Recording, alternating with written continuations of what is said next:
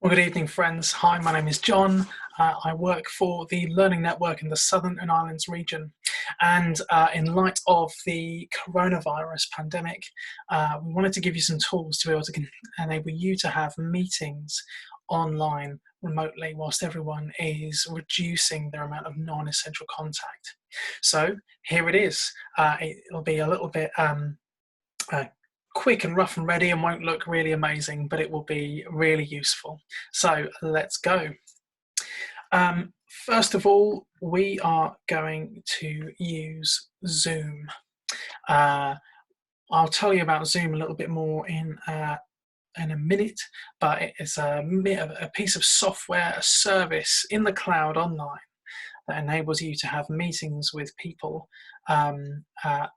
anywhere from one to like just a one-to-one, two people, all the way up to 100 people all at once. So this is a way for you to meet and collaborate with people face to face in a virtual environment. We've been using it for a while, and we're using Zoom largely because we know what it is. We've used it so we can recommend it, but obviously there is Skype and GoToMeeting and Google Hangouts and all sorts of other things as well. The reason we like Zoom is because you are able to send a link to someone, and then on their phone or on their tablet or on their laptop, they're able to install the app and use it without having to sign up. So that's why we use Zoom. So I'm just going through my little list of things that I'm going to talk to you about here. Let's talk about some basic tips, and these are useful for any service that you choose to use, absolutely anything. So just be aware that you can take those elsewhere. The first thing is pay attention to sound. Sound is really important, and people will tolerate bad video, but they won't tolerate bad sound. So if they can't see you, you can always turn the camera off. This is really easy. We'll stop the video, but you can still hear me. And if that is the case, people can still engage. But if they can see you, but you have really rubbish audio, then people won't engage, and it will feel rubbish. And just don't bother. So pay attention to the sound. You can do that with a USB microphone. I'm going to plug that in now. So you should be able to hear me a lot better. The other thing that you can do is if you don't have a fancy USB headset, you can use just a standard cable that you can plug into your headphone jack on your computer. So do that, and that will help people listen to you. The next thing is pay attention to light. So you can obviously tell this is the evening because it's dark outside, but during the day this has a lot of light. So I usually try and move things around when I'm on film. If there's bright light behind you, it gets very distracting. It's hard to focus on you, and basically you're the reason that people want to see you, not the light outside. So turn your setup around, or cover a window, pull the curtains, just so that people can see you. Obviously, if you can have a window in front of you, so if I could have a window like up here in front of me, then that will provide some great light onto my face.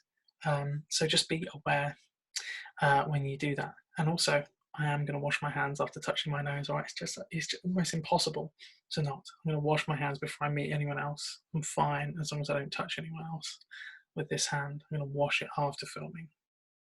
So the next thing to say, beware of angle.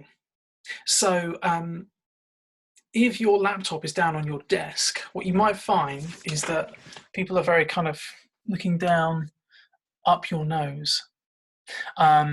I've raised my laptop up here, and that means that I'm looking directly at the camera more or less, rather than kind of showing you my nostrils, and that's a much nicer picture for anyone as well. There we go. So we've done, oh, yes, right, we've done that, we've done that, we've done that. The next thing is, don't forget safeguarding. So working for a church or a circuit, safeguarding is a primary concern. We want to make sure that everyone is kept safe from harm. We want to make sure that people are safe to flourish and to grow and to be them. And just because we're meeting virtually doesn't mean we don't pay attention to our safeguarding training. So just hold that stuff in mind as you meet with people. Be sure about how you communicate with others about where you're going to be, why you're going to be there, how you're going to be there. And pay attention, particularly if you are working with 0 to 18s and their families, about communicating when you'll be connecting with people. Make sure that you've read your policies. Okay, we want to go to actually having a go at having a meeting. So we're going to do that now. I'm going to switch you over to my screen so that you can see what it is that I am doing. So in a web browser, if you're on a computer like this, you want to go to zoom.us. Zoom.us. And that will take you to the website. It might throw up a question about cookies. Just agree and proceed. Obviously, you can read the advice as it goes.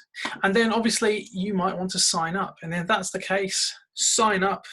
Use your work email address if you have one, and you'll need to confirm your account. So go to your email client, whether it's Gmail, Yahoo, Outlook, whatever it is, go there, confirm the account, and follow through the sign up procedure.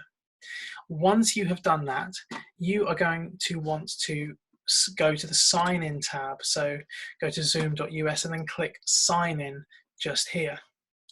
Type in your credentials.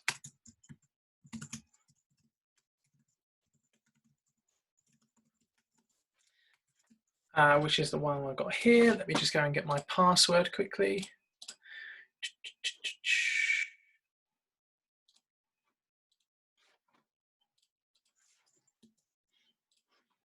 I will log in. And this is what you will get. So this is our temporary Zoom account. And we have done this so that you can see what we're going to be up to. So you may want to,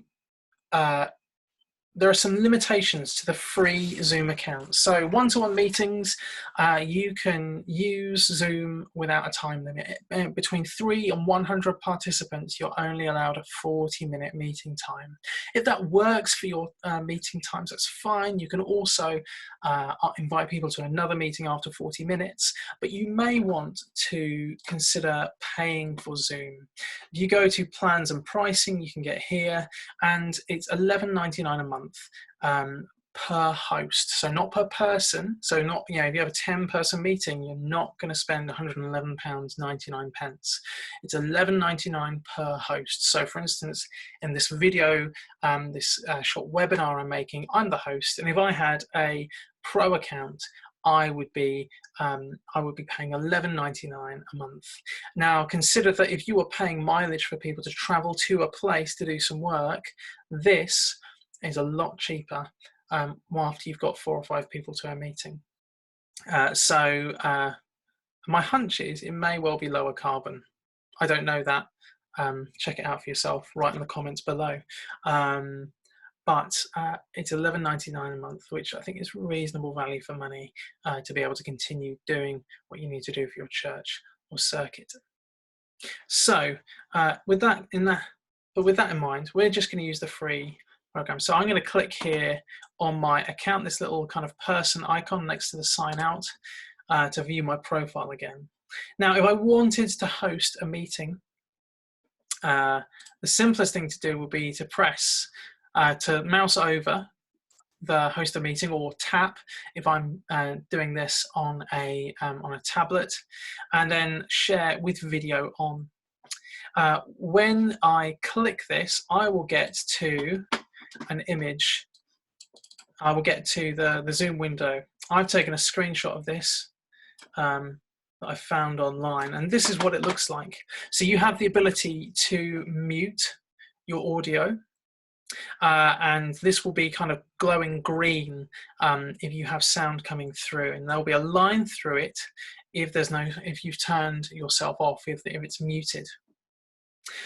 If you may want to just start video because your image just here may turn up by itself, and so you can also then hit the start video button.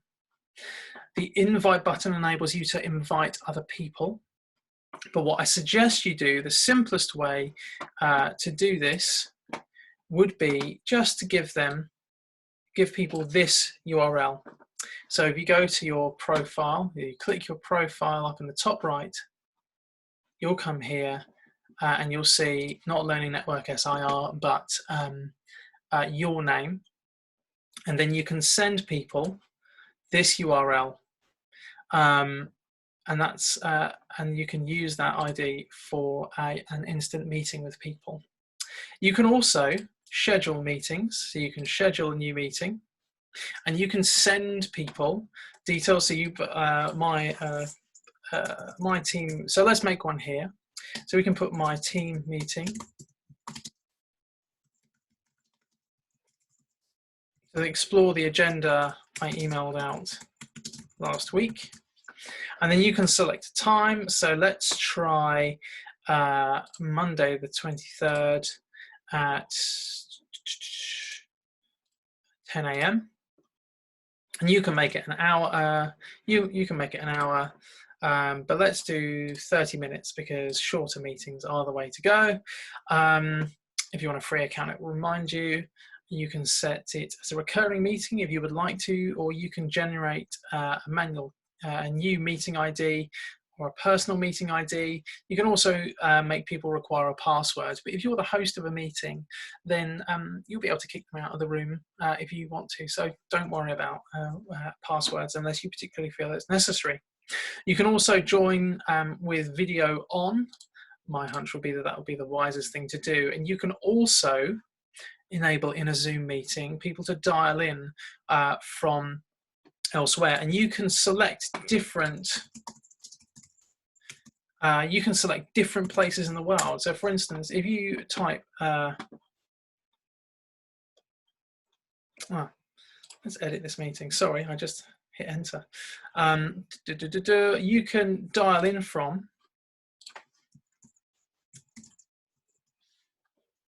and then you can add in different countries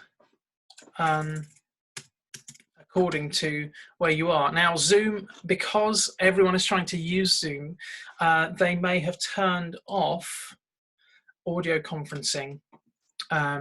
So that might mean that you should use the computer, or you'll have to pay for a package option. If people haven't got strong Wi-Fi, haven't got strong internet access, then they can use then you can use a dial-in number, and you can set that for any country in the world. So particularly for the Southern Islands region, if you want to include people from Gibraltar, Malta, the Channel Islands, you can select a local number to them, and I believe it will be a local rate call or a national rate call rather than an international call, which would get extortionate very quickly, and so they're trying to keep costs down. But it means that they don't have to have a computer, or if your audio is bad, you can use a phone, and that will make things better. So once we've selected all our options, you can choose to record a meeting as well if you would like. So just select that, or I can show you later how to do that. You hit save. And then you go to your meeting. When the time starts, you can hit start this meeting. And then you'll come up with this screen. So this screen here shows you your participant ID. So that will be you, the meeting ID, the 6-digit number that they're asking you to give to other people who want to join in. And then you can start your meeting. People will appear in a kind of Brady Bunch grid, or there'll be a big picture of a person and then some pictures along the top of all the other participants. They might also be on the side, depending on your settings or device. And you can switch between the kind of Brady Bunch, I can see everyone at once, and the and the one person at a time. It's called, I think, speaker view. And that is the simplest way. If you're the host, the simplest way to host the meeting is to be able to see everyone all at once, because it means that you can pay attention to the people who haven't spoken, just like you would in a face-to-face meeting elsewhere. You can say to people, hey, John, what do you think about that? And then that gives them space to respond if they haven't been able to get a word in yet, or if you think they might have wise ideas to share. When you hit record, this button down here, you'll find that you that your Zoom account will start recording to the hard drive on your computer. So for instance, I'm recording this conversation now to put on our YouTube channel so that you can watch with the instructions. You can watch how to have a good meeting. And what we're saying is you just have to have enough space on your host laptop or desktop computer to be able to record all of that. So you need and video and audio like this is quite big, so be aware that it might be multiple megabytes or even gigabytes depending on how long you choose to speak for together in your meeting. What else is there to say? I think that is it for the moment. We hope that this has been incredibly useful for you. If you have any questions, or if you think I need more information, John, write your questions down below in the comments section, and we will respond to you with either by text or by giving you another YouTube video that you can go to. But we hope that this will help you in the midst of the coronavirus outbreak to be able to continue to care for those in your local community. Okay, thanks for your time. See you again. Bye-bye.